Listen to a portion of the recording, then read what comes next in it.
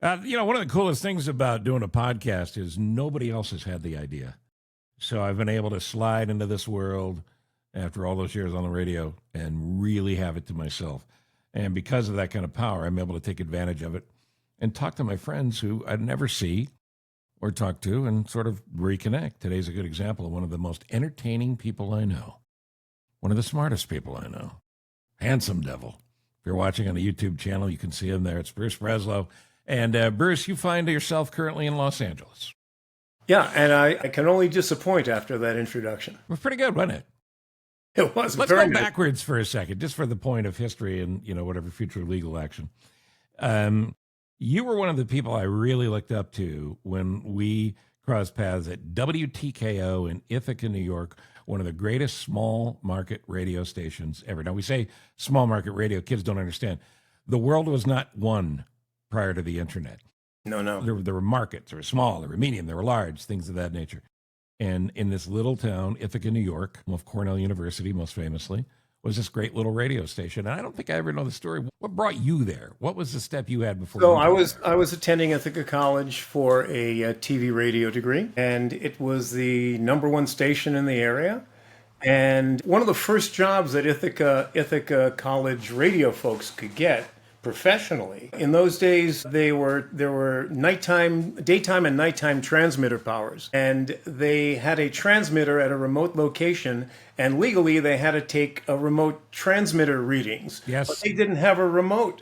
So you would get hired on by WTKO to take transmitter readings up in the middle of nowhere, and get your 175 or 185 an hour while you were going to school. And the next progression would be, once you were on the college station, to do some air checks and get hired on air at WTKO. And in 1975, they made the mistake of putting me on middays. You have often poo-pooed your on-air work. I thought you were a tremendous disc jockey. I mean, before you got into sales and management and this true love of music and musical talent, I think you could have chased and made the same mistakes I did, being bounced all around the country. I think people's lives professionally, some read like a novel where there's a natural arc and flow. Mine is more like a collection of short stories. Chalk it up to short attention span. Yeah. I worked radio for 75, 76, and then I went into radio syndication with a TM production. So 77, 78, 80, first com, then started getting into music for TV and advertising, and then creative direction for on air. So that was kind of a progression through media. But then I think as you kind of get gray, advertising goes one way and you go another. Sure. And after doing a lot of major TV work here in the States and in other countries, I got out of advertising and started teaching people to fly airplanes. Yeah, another fascinating little ADD side trip. Which I've flown since I was 17, and I was looking for basically the Tarzan swinging vine to the next thing. Right. And in the late 90s, finished off my flight instructor certificate, which I still have, and started teaching people to fly. And then in the early 2000s, parents had retired down to Florida. Both got sick. Both healthcare issues were pretty unattractive. And in my mid-50s, went back to law school to major in healthcare law. Yeah, which is a huge deal, and it just gets bigger and bigger. But the good news is this show is called Anything But Politics. Which we're not going to talk. Well, we won't can't go down that road, but I'll have you back to go down that road because it's Okay. it's a personal hot button for me. So then after law school, I worked for a very short time for the LA District Attorney's Elder Abuse Division, prosecuting elder abuse, not causing it. And then we try. And then Solid move. Some end-of-life issues and hospice projects. And then a communication ombuds job came along with the nation's largest nonprofit, AARP, and I just wrapped 8 years there. So, and I know you're not done, so what's next?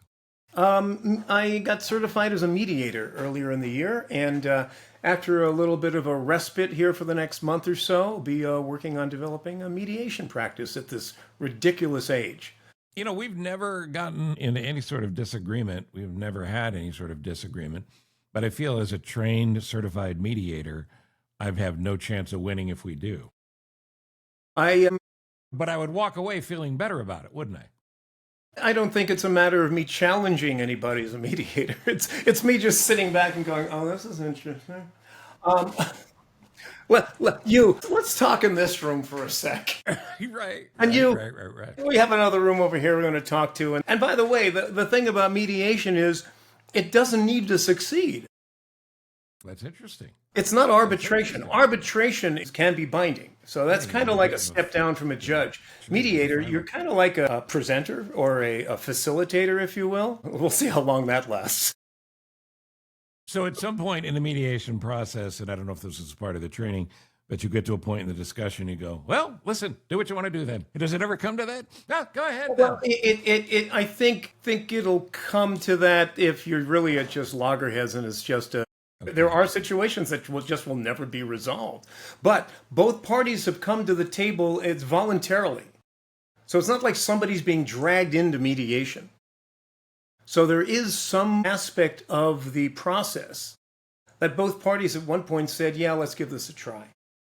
And just to be clear, so people understand, this has no Judge Judy implications. No, and the fact Wapner, none whatsoever. $50. Doug Llewellyn doesn't follow you into the hallway. That's made very clear at the beginning. And the thing is, at the end, you might have an agreement. We'll talk about that in a second. You might have an agreement to have another mediation, to have another meeting. You may have an agreement, no, this isn't going to work, I'm going to court. But as far as the agreement, if parties agree to something and you have that in writing and they sign it, then that's legally binding. And is it mostly business interests that do this? Well, or personal? I mean, obviously divorce comes to mind. I don't do divorce. Just please. Right. I've seen enough with elder abuse. Yeah, I'm sure. Right. Sure. Landlord, tenant, businesses. The organization through which I got certified is California Lawyers for the Arts, and they've been around for 50 years. And were basically created because a lot of independent artists and filmmakers and sometimes don't tend to make the best contracts with agents and managers. Sure. And so it kind of spread through that. But I've had landlord-tenant, I've had international business contracts, distribution. It can really be pretty much anything that you find yourself arguing with somebody about. Well, I mean, I like that you're pumped up about it, that you're excited about doing it. It's interesting leaving my last workplace, which was last week, getting all these congratulatory emails and, oh, good luck in your retirement. And I'm like, I'm not retiring. Yeah, I don't like that word. I really think we need some new model, because I think when we go to where our parents came from and what they did, you worked at the same place for whatever it is, and a lot of people still do that. And then there was this magic number of 65, which in those days, many people died by that age. Yes. And now we're going 20, 30, 40 years past that. And if you're just looking at, I'm going to retire at my full retirement age, 65, 66, 67, let's say you even have a good check coming in from wherever, you've got some savings. If you don't have something planned, I think you just kind of fold in on yourself or others. Yeah, I totally agree. And I call it the fourth quarter. Yeah. To use a sports analogy, because 60 to 80 is allegedly the last 20 years of decent health that we have before you wake up in the morning and suddenly your shoulder fell off and it's on the other side of the room. And there's things of that nature. So what are you going to do with the fourth quarter? Because there's no guarantee of overtime. That take on life. And if you like to work, why would you stop? I think you always have to be looking for new things. And when I would speak to friends or others who said, yeah, I'm probably going to retire and fill in the date. And I would say, then what? Mm-hmm. Well, I've always been interested in literacy projects, right? Okay, well, do you need some certification for that? Yeah, probably. Well, why don't you get certified? Yeah. Before you retire. Yeah. So that if you're bored on Thursday, you can... Which I've seen happen. Actually, that may be a better title for the book I haven't written. If you're bored on Thursday, yeah. Yeah. Well, so by the way, quick question for you: when was the last time I saw you in person? Was it in LA? Yeah, it's got to be. I mean, it could be the East, to be honest with you. I would say it was 92. Come on, 30 plus. What was it? I don't know. Come on. Did you come to a junket that I was? You were there. Watch this. You were there, and Bob Hope was there. Yeah. And David Letterman was there. NBC junket, and Bob Hope was there. And I don't know if you remember this. Bob Hope was there, and this is the difference in technology. Bob Hope had someone who was paid to yell in his ear the question that was being asked. I think Bob Hope was born in 1900. I think that's right. So he would have been 92, 93, whatever at the time. And we're talking, and I'd met him before at the Tonight Show and talked to him a couple of times. Not that he'd remember, but not only did he not remember, I don't know that he knew who he was and where he was. And the kid that leaned in and yelled in his ear, I don't know that that's a job or that it should be a job. But yeah, that would have been at Universal Studios in 92, I'm guessing. No, it was something different. But I'm saying, as far as the other guy's job, how do you fill that in on a credit card application under occupation?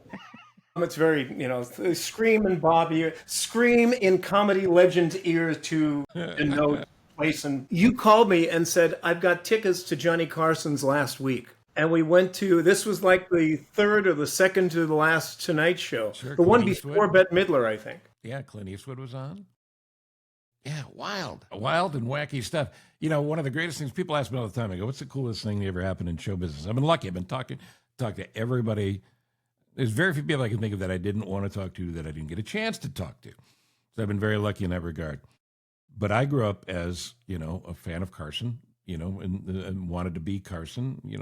God willing, hair came in and I would have been able to chase that. And then Letterman. Carson and Letterman were the guys. But the coolest thing to ever happen to me in show business, I don't know if I've ever told you the story. I had a friend that worked at the Tonight Show. He's one of the civilian bookers. And you have to be old enough, 50 plus, to understand the impact of Johnny Carson and the Tonight Show and how big a deal that show was and how big a deal he was. So I had met him once, and I'm like you. I'd met a lot of famous people. I don't get nervous around famous people. People are people. But I got a little starstruck, a little butterfly-ish, a little 13-year-old girl.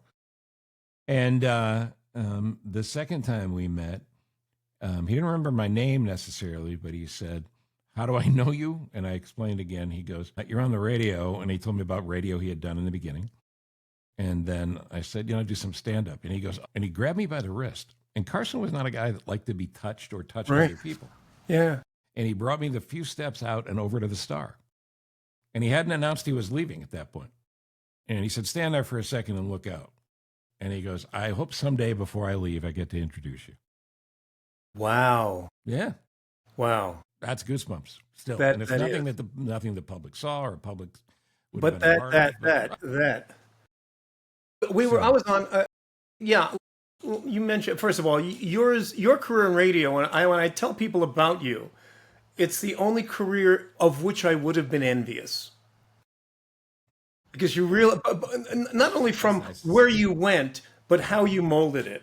Yes. It was just amazing. And like you said, you've met everybody, and you're able to talk to anybody, which is the key to communication. It's just amazing. But the Carson thing, the only time I've had something like that, and I never got the touch, is worked with a lot of people in advertising and promo for TV shows, most of whom I can't talk about because they've been criminally investigated at this point. So we're online. This is also in the 90s at a famous deli in Beverly Hills, Nate and Al's. Sure. And with a co-creative director, and two people ahead of us online is Billy Wilder.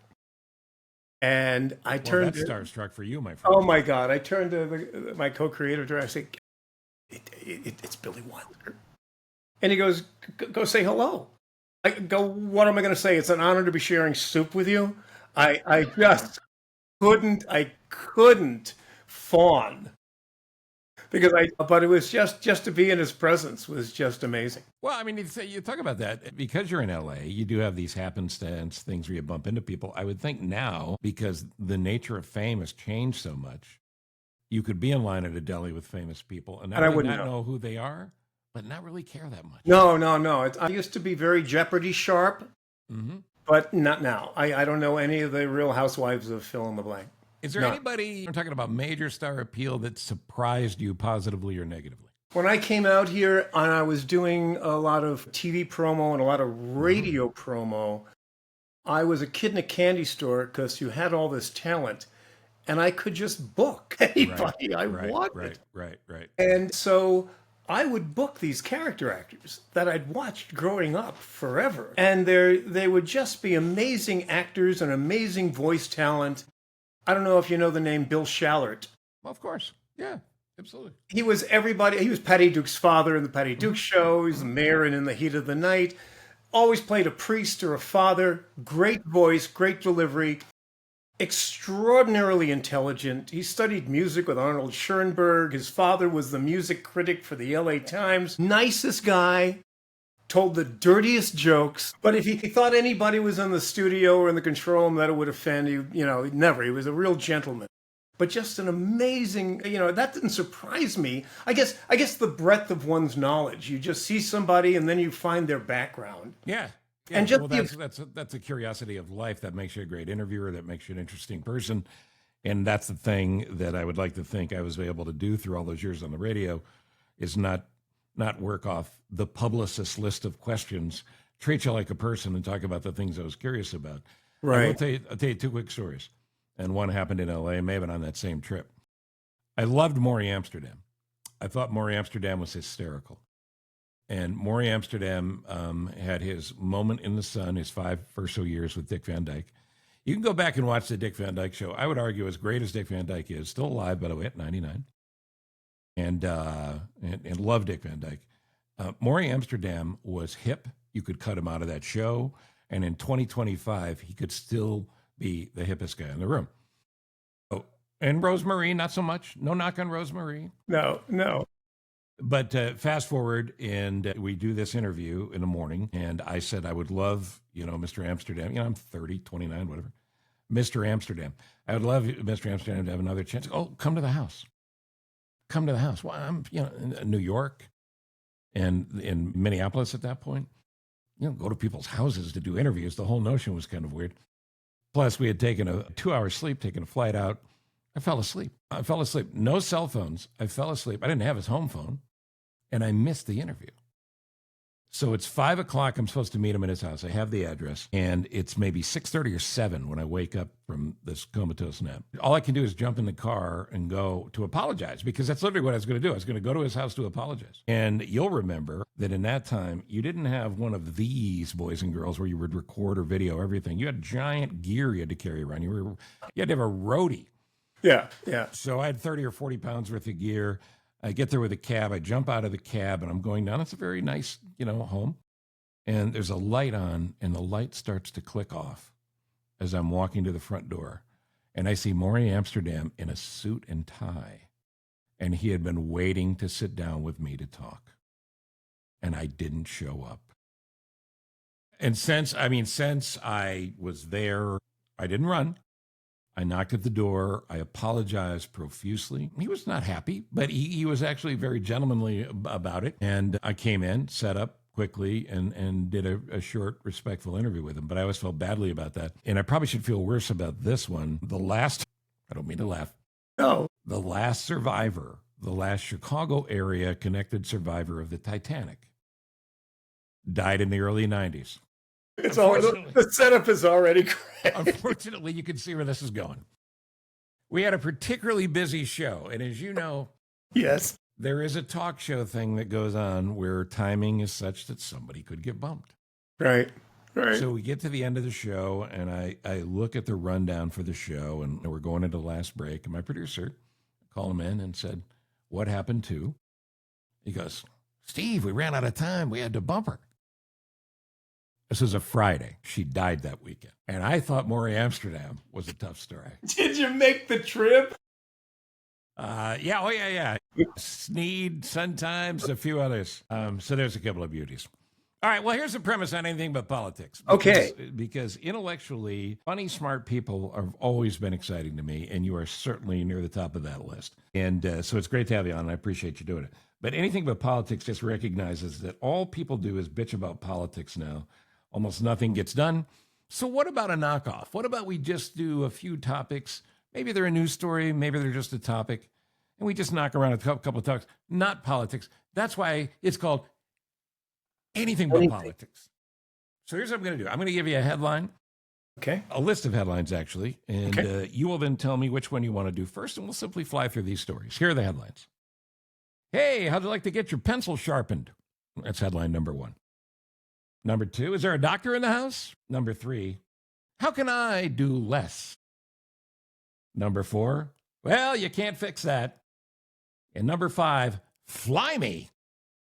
So Any order in particular, or any order, it's all up to you. Which would you like to do So first? sometimes you want to go to the thing that you fear, but I think I'm going to go easy for right now. Let's go to the fly me one. All right, fly me. Fly me is fairly simple. Fly me goes to the idea of, well, things that happen in the air. And I would ask you, as one who has taught people how to fly airplanes, did you ever have a close call with a student pilot? 2. Did you say 2? All right. Can you share either? Yeah, I can share both. One was I was actually this I wasn't a student. I wasn't an instructor at this time. I was a pilot. And this politics may come in a little bit here, but it's not contemporary politics, all right? Okay. It was literally the week after Reagan fired all the flight controllers, Yeah. right? And I was flying a friend.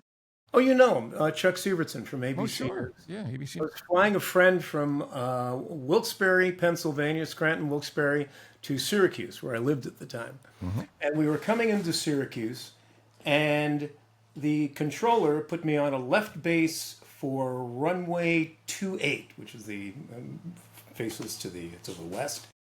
And I looked to my right, and on a straight in for that runway is an A-10 Warthog. it's a large military aircraft. And by the way, it's a military aircraft that I know. A friend still owns one and flies one in the western suburbs of Chicago where I live. It looks like its name. Yes, it was an two huge engines, oddly shaped aircraft, and did live up to its name. And I see this in we're on a collision course with this Warthog. And I said, whatever my tail number, we're going to divert back to the north. And the controller goes, why are you doing that? I said, can you see the A-10 in front of me? It actually slightly to my right. Turn north. It wasn't really, it didn't become a close call, but I do remember that, and Charlie still talks about that. The other was a very interesting demo flight I was doing. They're called discovery flights. So you take students up to show them what flying is like, and you let them fly the aircraft a little bit, and you kind of bring them through some of the maneuvers they'll be learning, and just Sure. get them oriented to the aircraft and some of the instrumentation, some of the feel of the aircraft. So my last year law school, I took an aviation law elective, and it was taught by an amazing professor who was getting ready to retire from Southwestern Law School, Lon Sobel, who was basically an entertainment attorney and ran the entertainment law department there at Southwestern for many years, but just had this great interest in aviation. And he got his ground school certificate to teach ground school in preparation for this class. And after the class, he decided he wanted to learn how to fly. Well, why don't we'll go up for a discovery flight. So it comes out to Van Nuys Airport. We go out to the practice area, and I'm teaching him a power off stall, which is basically what every aircraft does on landing. But you don't want the aircraft to stall like that before it lands, so you have to know how to recover. Okay. And recover is basically bringing the nose down and adding full power, because you're bringing the power back as you're simulating landing.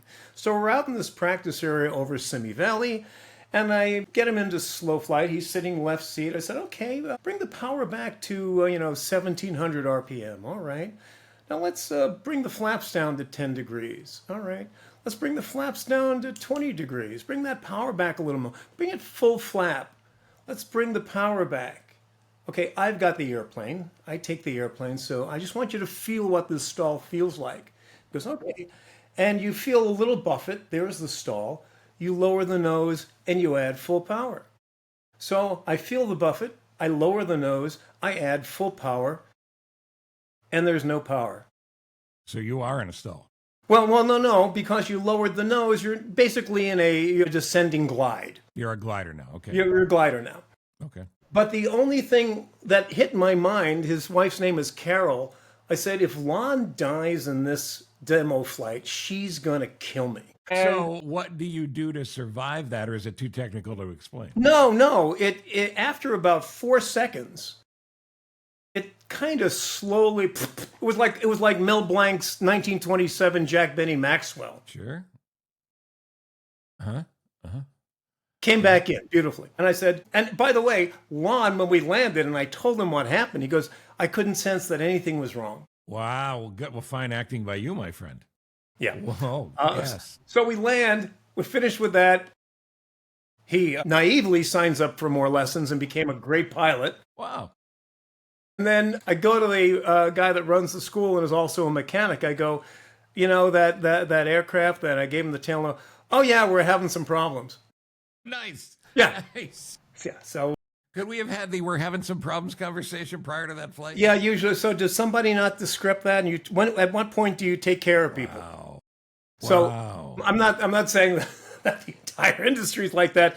We didn't fly out of there for much longer, actually. Sure. But those were the only two close calls. It's amazing that air travel is as safe as it is and private air travel is as safe as it is here in Chicago. One of the reasons I ended up at WGN for all those years was the tragic death of Bob Collins.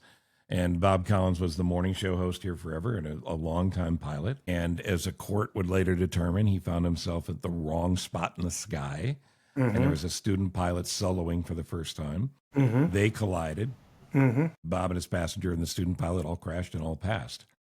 And it's amazing those things don't happen more often. It's a testament to instructors, I guess, huh? Well, I think it's a testament to the system. Yeah. People will tell me, aren't you scared? And I said, I'm scared when I'm on the 101 on a Friday night, where I know a certain percentage of the people on that freeway are not sober. And whereas I'm sure there have been pilots with substance abuse problems, it's far less frequent up there. Right. And this, just the checks and balances of the system. I got into flying at 17. I got into radio at 15. Both of them were highly regulated industries at the time. And I like regulation. Well, regulation for a reason is impossible to replace, as we're finding out. Wait, I was about to go down a political path. All right, a couple of things that I did not know, and I'm sure you did. Empty ghost flights. I'm fascinated by ghost ships. Ships where the crew died that have literally been floating on the ocean, in some cases for decades and decades. I did not realize that, in ghost flights is a bit dramatic to call in this. The most recent statistics from 2022, over 5,000 empty jumbo jets flew intercontinentally for relocation purposes just in 2022. And it makes sense you have to relocate planes, right? You got to get them to open slots or wherever they normally are out of. Right. But that's a lot. Do we have a scheduling problem? Well, I remember, I'm pretty sure they don't do this any longer. But when I was a younger pup, just after college, I was living in upstate New York, but I'd come out here to visit a wave of Ithaca College friends that had moved out here. And my brother and sister lived up in San Francisco at the time. In the day, there was an airline named Pan Am. Sure, yeah. Pan Am did a lot of international flights out of both LA and San Francisco. And they regularly had to reposition 747s between SFO and LAX. And they had it was like a $19 fare from SFO to LAX, but it was like at 2 a.m. Right. But you had the plane to yourself. So you did. And I would regularly visit my family and then get on one of these 2 a.m. flights. And my friend Andy, they say that a real friend will drop you off and or pick you up at LAX. It's pretty quiet at 3:25 in the morning. So unfortunately, they stopped. Well, the airline stopped, and then they stopped. Well, here's what fascinated me: the world's shortest flight. Yeah, I did not know this. The shortest flight in the world lasts 1 minute and 14 seconds. It's between Westray and Papa Westray in Scotland's Orkney Islands. I was just going to say it's some Scottish island trip. Yeah. So a minute, you're up and you're down. I mean, It's hard to believe you could even, be up and down that quick. You know what the meal service is on that flight? No, what is it? They throw a bunch of Pringles in the air, and if you catch one, it's just. And good luck to you. Yeah. Go ahead and catch those if you would. And this one, which is frightening if you think about why they do it, but I love the visual of it. And I have no problems with chickens. Let me just say that directly. I like chicken. I'd eat chicken all day. The airlines to this day still use chicken guns to test airplanes where chicken carcasses are loaded up into what amounts to air cannons, Yeah. and the carcass of the chicken is flown into the engine of the Yes. test plane to see if it can handle a bird hit. Yes. That I have read about. I mean, have you got? I mean, animals have died in the testing of this aircraft. I'm sorry. If you've got a life form you think would be better, I suppose. I do, but again, we're not talking about politics. Well done. Yeah. It would be a different type of gun.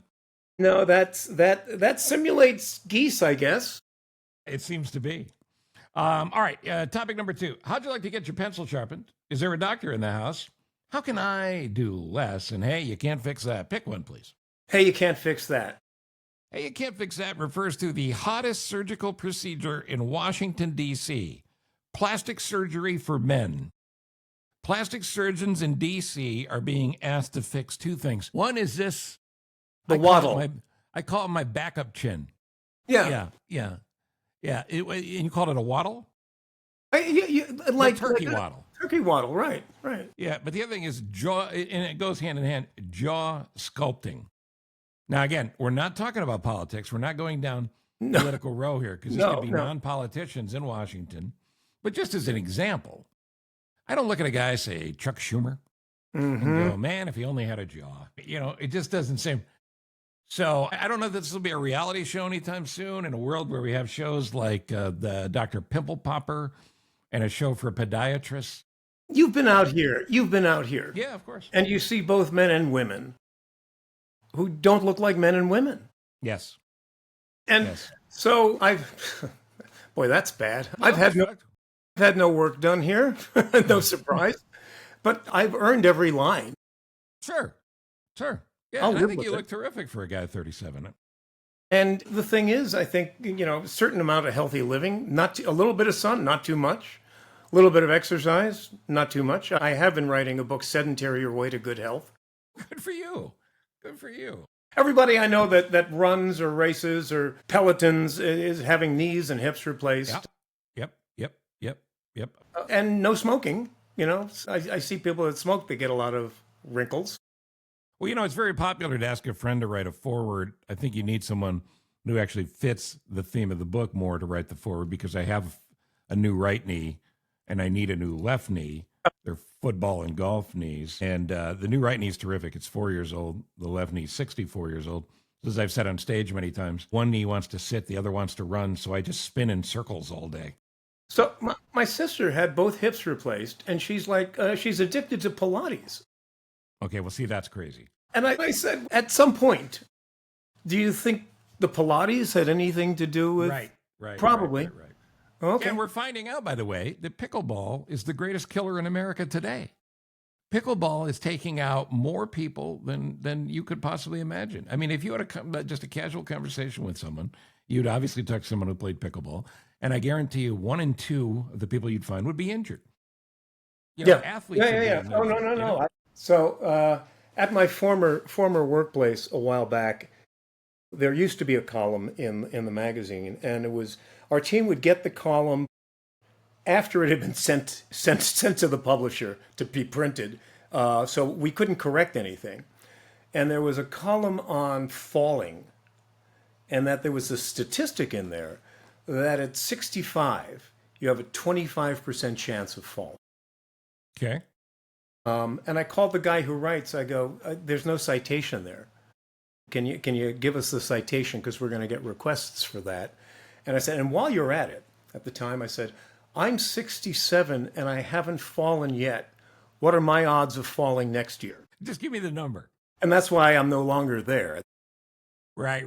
But it's a good question to ask, and I have to tell you, that's when I started to accept that I'm slightly older than I used to be, because the fine Northwestern Medical Health System in Chicago, which I've been a part of for a long time, one of the questions I get now asked as soon as I come in, do you feel safe in your home? Mm-hmm. And do you have a fear of falling? And I always follow it up with, are you coming in to trip me? Are you sneaking in the back door to trip me? I think I'm fine, but now I'm starting to wonder. Well, I was diagnosed with osteoporosis a couple of years ago, and about a month after the diagnosis, my husband said, we're going to redo the stairs. I'd like to do hardwood. And I'm like, Really? Well, you want to wax them up really well? Is it because Eric does list first on the insurance policy? Yes, of course. So, yeah, so we went with carpet. I mediated that one. Yes, you did. Look at you. You were future thinking. All right, how'd you like to get your pencil sharpened, or how can I do less? Let's do the pencil sharpen. Pencil sharpening. In one of my favorite towns in the world, and I know you like Minneapolis as well, the community gathers once a year to join in a celebration like no other, where they watch a giant pencil get sharpened. The giant pencil, and by the way, I don't know how I missed this, but more than 1,000 people recently gathered to see the sharpening of a giant number 2 pencil, 20 foot tall. It was sculpted out of a mammoth oak tree at the home of John and Amy Higgins. The tree had been damaged in a storm, and it is not far from Paisley Park, the late great Prince's home. And it got me thinking, there are so many great, bizarre tourist attractions in America. My God, yes. And, the biggest ball of twine and things of that nature. Did you ever visit any of those as a kid? Yes. As a matter of fact, I just coughed. As a matter of fact, when in the late 70s, early 80s, I was working for the syndicator. So, and I was a traveling salesman in a car, 75,000 miles a year. So you saw every one of these. Oh yeah. So I remember, and it was the day when you still had the roadside advertisements advertising the attraction coming up. Yeah. So I just remember off of I think it's Route 80 in Pennsylvania. It may still be there. Clyde Peeling's Reptile Land, and you look at and it would 50 miles, 40 miles, 30 miles. You're 10 miles from. And how can you not go? You gotta go. I had a similar experience in and around Knoxville, driving to Atlanta, not that long ago actually. But a billboard that almost made me stop that said gas, fireworks, liquor, guns, ammo. You talk about your one-stop shopping. I mean, that place is a time saver. Yeah, or a time bomb. Either one. Do you know about Carhenge in Nebraska? I think those are the cars that are on top of rocks, done like Stonehenge. How about the International Banana Museum in Mecca, California? Haven't been to that. I've been to the big thermometer. 20,000 banana-related items, all in the International Banana Museum. Salvation Mountain in Nyland, California, is a dump. It's been artistically dealt with in a manner such that, it doesn't appear to be a dump necessarily. The Enchanted Highway in Regent, North Dakota, is a 32-mile stretch of road with massive metal sculptures created by a local artist. None of them seem to fit. None of them are native.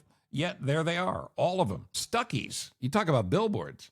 If you would travel south from, Long Island, from the city, from New York, you would start seeing Stuckey's pecan log billboards. Yep. 50 miles out, maybe longer? Easily. The Museum of Bad Art in Somerville, Massachusetts is literally that. And this is one I want to go to because that sounds like a good time. And then this is somebody I actually had as a guest on the radio. The Unclaimed Baggage Center is in Scottsboro, Alabama. Yes, I've heard of that one. And you can literally go online. It's Unclaimed Baggage Center. Google that. And you can buy stuff that was not claimed within a certain window of time and ends up there at tremendous discounts. So those are all great places. And I may investigate a couple of those. Well, I know you guys are about to take a great trip to Europe. We're going to Europe. You mentioned a giant pencil, and that actually spurred another story. If you don't mind. Listen, I'm intrigued where this could go. So in the mid-90s, we're doing all these on-air promos for the networks and for syndicators and a lot of shows. You have Roseanne, Cosby at the time, blah, blah, blah. Phone rings in the office, and it's the head program director, the second in charge of the #1 network in Germany, saying, we like your stuff. We'd like you to do the advertising campaign for our 10th anniversary. And I'm like, who is this? Right. Because, And he goes, well, he's in Los Angeles. They have screenings every year for new television product. Came up to the office. And I said, well, there are 4 principals in this company. None of us speak German. This is not the problem. I think it's communication, kind of a problem. But I tell you what, why don't you fly me out to the network and we'll present some of the things we've done here. And we can kind of take a look at what you're doing, and then we can see how the rest of the staff feels. And long story short, and it's a very interesting story for some other day, we get the gig. And now I want to start learning German at the very least. Sure. And we hire eine deutsche Lehrerin, a German teacher, who was originally from the Schwarzwald, a little town called Freudenstadt. And we've got this, and I told her straight out, I said, I don't want to learn fluent German. I want to learn German over the next few weeks. So the next time I go back to Cologne and I open up Stern magazine, I see how Volkswagen is advertising themselves to other native German. Right? So we have this workbook and we're learning numbers and things and family members and furniture and hotels and travel. And the big phrase that stayed with me was Die lange gelbe Bleistift. That one. The long yellow pencil. Wow. So fast forward, we do demos, we're singing in German, we get the graphics company, we go over there and present, we get the gig. And I said, we have to do something for meine deutsche Lehrerin, my German teacher. And there was a company in New York, I don't know if they're still around, called Think Big. And we went on to Think Big's website, and they had a 6-foot Ticonderoga. Come on. And we shipped this lange gelbe Bleistift to meine deutsche Lehrerin saying, This is why I love show business. This is the most ridiculous show business is the most ridiculous thing where you can literally have real life ties between two disparate stories. You ain't getting this at Allstate Insurance, boys and girls. You're just not. I love that. And you mentioned the word large. I'll leave you with this one for travel. The world's largest collection of the world's smallest versions, I should say. Wow, let me try that again. That was a slip. The world's largest collection of the world's smallest versions of the world's largest things. Now, I love the title. Yeah. But what it is miniaturized versions of big things. Baseball bats. A firehouse, gigantic things all in one place. And the reason this struck me was my 5-year-old grandson just did a week of learning at a thing called Safety Town. Right. Which is a miniaturized town where they take these little kids and they walk them through and they teach them how to safely cross the street and how to safely deal with this and that and all the safety things. And in their world, everything's to scale. Right. Which is a fairly brilliant thing to do. Absolutely. So I just love that. But anyway, there's a million we didn't get to as far as tourism goes. But I want to finish with one, because you've been so nice to take all the time to do this. And I normally on a day like today, you'd certainly not be taking my call. I'd be sorting other things. Yes. But this one struck my fancy, and I think you might feel the same way. And I call this, How Can I Do Less? Now, I am not a fan of the generic idea that everyone should work from home. I believe if you can work from home and you're able to contribute whatever your job may be at the appropriate level, good for you. Yeah, if your employer is good with it. But I got into this discussion with a couple kids that work for me, and I said, what is the advantage of working from home? And their answers were, we could do the laundry. We can run out to the store. I go, no. What is the advantage for the company? Company, yeah. See, because I come from a time where you would be employed by someone. They would give you money in exchange for showing up where they tell you to show up and doing a job within your skill set that they asked you to do. The majority of this work from home culture, I don't know that they see it this way. So here's the story. Unemployed Chinese kids are paying fake companies to hire them to pretend to work. Now, wrap that one around your mind for just a second. Again, these are kids that aren't working. They're in China, and they're paying a company to hire them to pretend to work. Now, unless I'm crazy, your first question is, why? Exactly. All right, well, there's a cultural thing that goes on, an Asian culture thing about the pride of work. Right. So it looks like you they have the image of being employed. It allows you to find a way to lie to your parents. But they also say it's an opportunity to be involved with something and not have to do anything. So in other words, these people are going to a place, an adult daycare, and just to be around a community of people, to talk, to meet new people and all of that, but to not do a job. This is what happens at a job. You go to a place and You're they telling me pay you. You're telling me more is being done at a Starbucks right now. That's exactly right. It's just stunning to me. And I guess, not again to bring it back to politics, but if this is what's going on in China, maybe they're not as big a concern as we thought. I don't know. That's true. Having worked both in the office and from home, I think there's one key thing about being present in the office, and that's if you are in a particular enterprise that requires collaboration. Yeah. Advertising. I got to tell you, once again, this is going back 35 years for me, almost 40 years in some cases, and radio was so much fun. It was just, spitballing ideas and seeing something come together. And that doesn't happen like this, as people can see. Well, no, but it's a notion, right? It's like, okay, what's the advantage of being at home or working from home? Well, your parking's pretty good. My parking's great. You're always the employee of the month. I don't know about your work softball team. That's probably not so great. You know what I mean? Anywhere I was. But who are you stealing office supplies from? You'd be surprised what I found. And you brought up something the other day in leaving the AARP job, which I find not only amusing, but true. Yeah. You apparently had to hire someone to walk you out after you boxed your here's the box. I'll see you out to the front door, and then we'll close your office. And then at one point, Eric said, no, we live here. I couldn't get back in. He let me in. Under advisement, actually. Oh, my friend. It is so good to reconnect with you. Pleasure.